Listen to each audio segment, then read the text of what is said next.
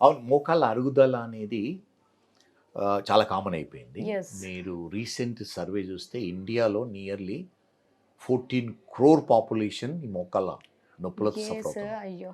అంటే very big number. Yes. అవునసలు. ఇది మెయిన్‌గా అంటే మోకాళ్ళ నొప్పులు అరుగుదల. మీరన్నట్టు అరుగుదల వల్ల మోకాళ్ళ నొప్పులు వస్తూ ఉంటాయి జనరల్‌గా. అరుగుదల వల్ల.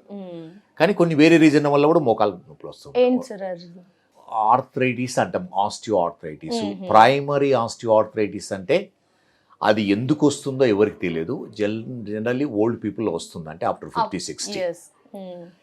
మీరు చెప్పినట్టు 30, 50 మధ్యన వచ్చే మోకాళ్ళ నొప్పులు ఇంపార్టెంట్. ఎందుకంటే ఈ మోకాళ్ళ నొప్పులు చాలా వరకు క్యూర్ చేయడానికి వీలవుతుంది.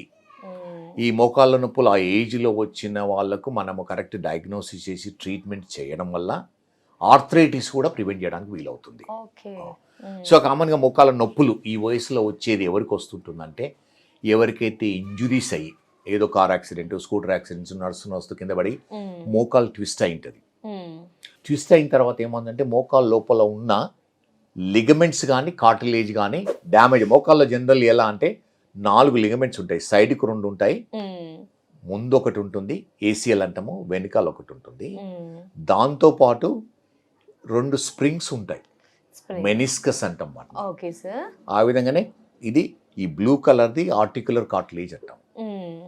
సో వీటిలో ఏ దానికి దెబ్బ తగిలినా కూడా పెయిన్ వస్తుంటుంది. ఏసీఎల్ ప్రాబ్లం ఉండి కానీ, పీసీఎల్ ప్రాబ్లం కానీ, ఈ మెనిస్కస్ ప్రాబ్లం కానీ, ఆర్ ఈ గుజ్జుకు డ్యామేజ్ ఉండడం వల్ల ఉంటుంది.